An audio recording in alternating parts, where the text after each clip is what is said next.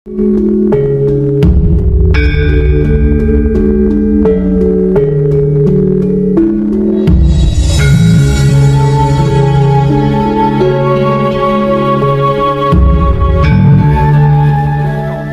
lahir sebagai manusia hidup di dunia ini, maka kehidupanmu tertandai oleh pijakan kakimu pada tanah, ditemani rumput hijau yang terkadang tidak berarti bagimu.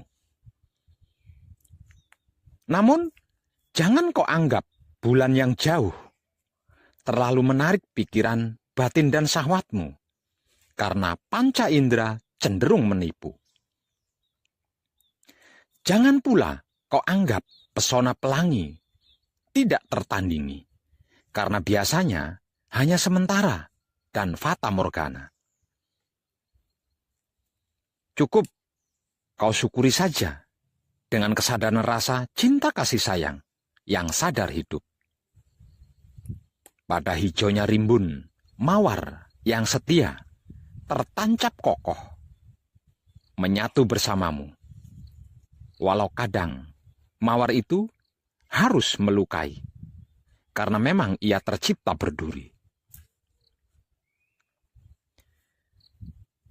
Menang kalah, baik buruk, salah benar, siang malam adalah pesona dunia yang pasti berpudar dalam irama waktunya masing-masing.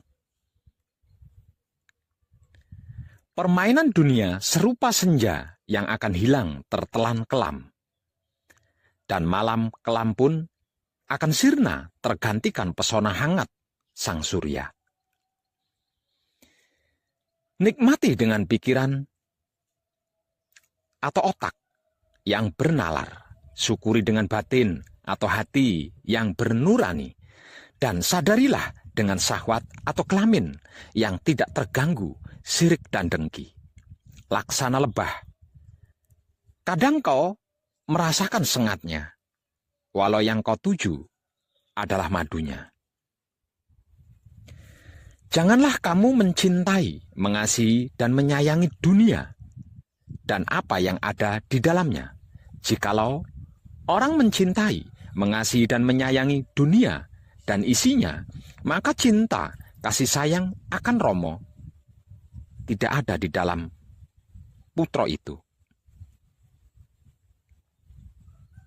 Bila kita pernah menanam benih dan menyaksikan ilalang bertumbuh di sekelilingnya, maka kita mengerti, memahami, bahkan mengetahui bahwa ilalang tidak serta-merta mendesak keluar dari tanah dan segera ganas mengganggu tanaman. Adalah suatu proses yang bertahap, sangat bertahap, hingga kita tidak akan mungkin bisa melihat itu, bahkan jika kita mengamatinya. Namun, bila kita saat itu memasang kamera dekat tanaman dan memutarnya kemudian, kita akan melihat ilalang tersebut beraksi, menjerat tanaman dalam gerakan lambat.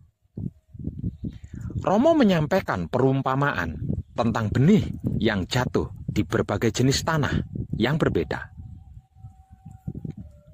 Benih yang telah ditabur di tanah, yang dipenuhi ilalang, menjadi tercekik saat mulai bertumbuh. Pengalaman hasil praktek saya di TKP menjelaskan, yang ditaburkan di tengah semak duri ialah orang yang mendengar sabda dawuh itu. Lalu, kekhawatiran dunia ini dan tipuan kekayaan menghimpit sabda dawuh itu, sehingga tidak berbuah, tidak mahanani maksudnya. Ada beberapa orang yang menolak hidup untuk alasan yang tidak tepat, hanya berdalih. Untuk sebagian, mungkin saja adanya pertimbangan akan karir mereka. Mereka punya kehidupan untuk dibiayai. Mereka punya tanggung jawab, mereka punya berbagai hal untuk dilakukan. Terkadang hal-hal tersebut bagi mereka bisa menjadi lebih penting daripada hidup. Yang lainnya akan memilih manusia daripada hidup, tanpa mereka sadari bahwa tanpa hidup mereka adalah mayat. yang tidak bisa apa-apa. Akibatnya, semuanya, segalanya, bahkan seluruh tekanan sejawat tidak selesai. Itu dikarenakan kita masih peduli dengan apa yang orang pikirkan. Kita masih ingin orang menyukai kita. Kita mau mereka menerima kita. Terkadang bahkan kita membuat kompromi terburuk yang bisa dibayangkan karena ketakutan akan apa yang orang lain pikirkan. Tetapi jika kita melepaskan beberapa teman atau suatu posisi atau beberapa kesenangan atau hal lain untuk Romo, atau katakan demi Romo, ketahuilah ini, Romo akan menggantikannya bagi putra lebih daripada itu. Ketahuilah para kadangku, Romo adalah segala-galanya, walau segala-galanya bukanlah Tuhan. Contoh, saya juga adalah bagian dari segala-galanya itu, dan saya bukan Tuhan. Uang bagian dari segala-galanya, dan uang bukanlah Tuhan. Walau ada juga orang yang menuhankan uang. Karena Tuhan adalah segala-galanya, maka agama pun tidak penting bagi Tuhan. Agama pun bagian dari segala-galanya. Namun agama bukan Tuhan itu sendiri. Dan agama pun kalah penting bagi manusia dibandingkan dengan Tuhan itu sendiri. Itulah mengapa jangan menuhankan apapun, termasuk jangan menuhankan agama. Dan jangan mengagamakan Tuhan, karena Tuhan pencipta segala-galanya, termasuk yang menciptakan agama untuk mengenalkan dirinya. Dan bagaimana manusia dan segenap makhluk semestinya bersikap terhadapnya. Bukankah begitu? Bahwa agama tidak lebih penting dari Tuhan, itu benar. Tetapi menafikan agama juga merupakan perilaku yang perlu direnungkan kembali dengan kesadaran rasa cinta kasih sayang hidup. Sepeda motor, mobil, dan pesawat tidak lebih penting dari Tuhan. Itu juga benar. Namun tidak berarti manusia tidak memerlukan sama sekali kendaraan tersebut. Demikianlah dalam menentukan pilihan kendaraan, demikianlah dalam menentukan pilihan kendaraan tersebut haruslah realistis, sesuai dengan kemampuan, keadaan, dan tujuannya.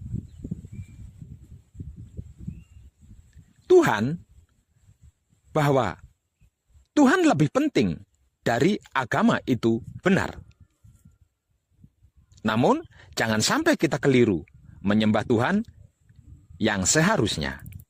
Misalnya, ada sebagian manusia menuhankan uang, menuhankan jabatan, menuhankan sesama manusia, menuhankan kelamin. Menuhankan kelamin? Emang ada? Ada. Lah itu, yang merasa tidak bisa hidup tanpa si tampan atau si cantik yang amat sangat dicintai, coba kalau tidak punya kelamin, maukah mencintai? Apa itu tidak sama halnya menuhankan kelamin? Bahkan ada yang menuhankan kebebasan hidup itu sendiri. Dengan mengakui dan menuhankan Tuhan yang tepat, maka kita akan takut berbuat dosa atau berbuat keburukan yang dapat merugikan diri sendiri dan merugikan orang lain, atau tidak merugikan sesama manusia atau makhluk, tetapi melanggar aturan hukum alamnya. Karena begitu beragamnya tingkat pengetahuan, kecerdasan, dan pengalaman hidup manusia, maka ada sebagian orang yang masih tidak mengakui akan adanya Tuhan. Ia tidak beragama dan tidak menyembah Tuhan yang manapun. Yang ia tahu bahwa hidup hanyalah makan, seks, dan mengikuti semua ego pamrih arogannya. Entah itu hiburan, perjalanan wisata, atau hura-hura semata. Setiap orang punya persepsi yang tidak sama atas Tuhan, yang ia percaya dan diyakininya. Ada yang mengatakan Tuhan itu esa, ada yang bilang Tuhan itu tiga, dan ada yang mengatakan Tuhan itu tidak beranak dan tidak diperanakan. Namun juga ada yang bilang bahwa Tuhan itu punya bapak dan punya anak. Ada pula Tuhan itu terlahir oleh manusia, sekalipun tanpa bapak. Semua itu fakta, dan setiap manusia bebas memilih dan meyakininya. Untuk menentukan pilihan yang paling baik dan paling tepat itulah, maka manusia membutuhkan tuntunan tertulis yang dapat dibandingkan satu dengan lainnya. Orang yang sportif dan kesatria selalu siap untuk suatu pertandingan guna menemukan pilihan terbaiknya. Pertanyaannya, apakah ada Tuhan yang salah, yang tidak tepat? Maka jawabannya, tidak ada Tuhan yang salah dan tidak tepat. Yang salah dan tidak tepat itu adalah persepsi manusia atas Tuhan yang telah dipilihnya. Sebagaimana hubungan manusia dengan uang, tidak ada uang yang salah. Namun yang salah adalah perilaku manusia atas uang tersebut. Uang adalah benda mati yang netral, bisa menjadi salah dan tidak tepat karena manusia menghalalkan segala cara untuk mendapatkannya. Seperti perilaku mencuri, korupsi, bahkan saling menipu dan saling membunuh untuk mendapatkannya, serta serakah tanpa mau berbagi kepada yang lemah dan membutuhkannya. Tuhan Maha Segalanya, maka Ia tidak pernah miskin karena banyak memberi hal terbaik bagi hambanya. Bagaimana cara menyikapi Tuhan dengan baik dan tepat itulah, maka manusia membutuhkan tuntunan yang disebut agama melalui kitab sucinya. Bukankah begitu? Agama. Orang sekuler selalu memisahkan makna kata Tuhan dengan agama. Bahkan Tuhan bukan agama, dan agama bukan Tuhan. Itu benar. Tetapi tidak berarti untuk mengenal Tuhan tanpa tuntunan sama sekali. Karena tidak ada satupun manusia dapat mengenal Tuhan secara langsung berhadapan dengan Tuhan. Bahkan para nabi mengenal Tuhan pun melalui makhluk bernama malaikat. Sebab bagaimana mungkin bisa mengerti, memahami, dan mengetahui kalau itu Tuhan, kalau tidak ada tuntunannya? Setiap tuntunan yang mengenalkan Tuhan adalah kepercayaan atau keyakinan agama. Namun, tidak semua tuntunan yang mengenalkan Tuhan itu berasal dari Tuhan, melainkan ada beberapa yang berasal dari rekayasa manusia. Itulah pentingnya memilih kepercayaan atau keyakinan agama dan kitab suci, bukan kitab palsu atau kitab abal-abal sebelum memilih Tuhan yang bakal dipuja dan dipujinya. Agama yang baik dan tepat adalah agama yang mengenalkan Tuhan melalui kitab tertulis yang bisa dibandingkan dengan kitab tertulis lainnya. Sedangkan kepercayaan atau keyakinan yang baik dan tepat adalah kepercayaan atau keyakinan yang ada prakteknya, bukan cuma percaya dan yakin belaka. Memahami kitab tertulis yang sama saja kadang beda persepsi, apalagi memahami antar kitab tertulis. Terlebih jika ada agama yang tidak punya kitab tertulis, maka akan sangat liar pemahamannya karena tidak ada rujukannya. Kitab tertulis yang mengenalkan Tuhan yang dipraktekkan oleh pengikutnya itulah disebut kitab suci.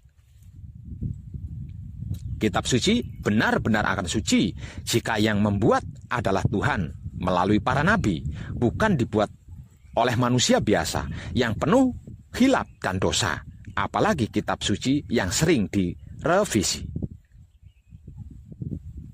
Tuhan adalah maha suci, lagi sempurna, maka tidak akan mungkin membuat kitab suci yang cacat, kemudian direvisi oleh hamba para pengikutnya.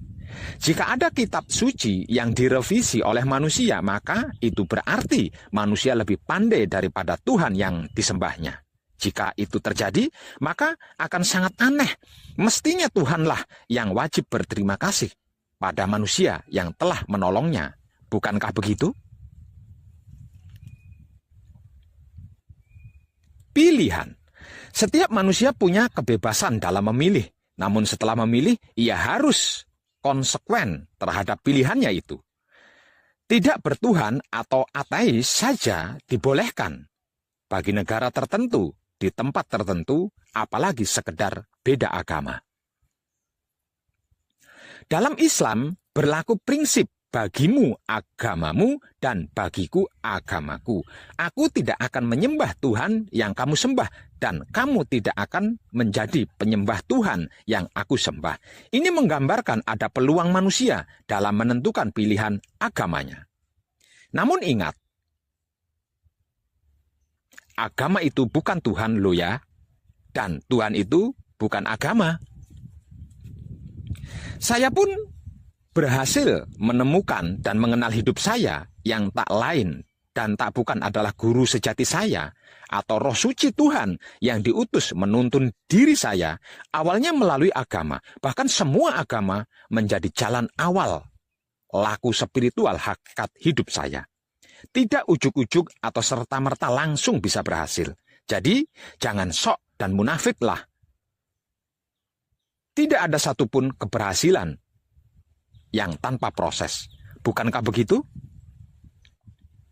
Tercerahkanlah panjenengan semuanya, dan salam setuhan, penuh cinta kasih sayang dari dalam lubuk hati saya, Wong Edan Bagu yang paling dalam. Selamat, selamat, selamat, rahayu, rahayu, rahayu. Damai, damai, damai, tentram. Saya Wong Edan Bagu ngaturaken sugeng rahayu lir ing sambikala amanggih yuwana. Pinayungan mring ingkang Maha Suci Basuki Yuwono Teguh Rahayu selamat. Berkah selalu untuk semuanya tanpa terkecuali. Terutama para sedulur, khususnya para kadang konto dan kanti anom serta sepuh saya yang senantiasa direstui yang Dat Maha Suci hidup. Om. Santi, santi, santi, om. Terima kasih, dan salam kebajikan.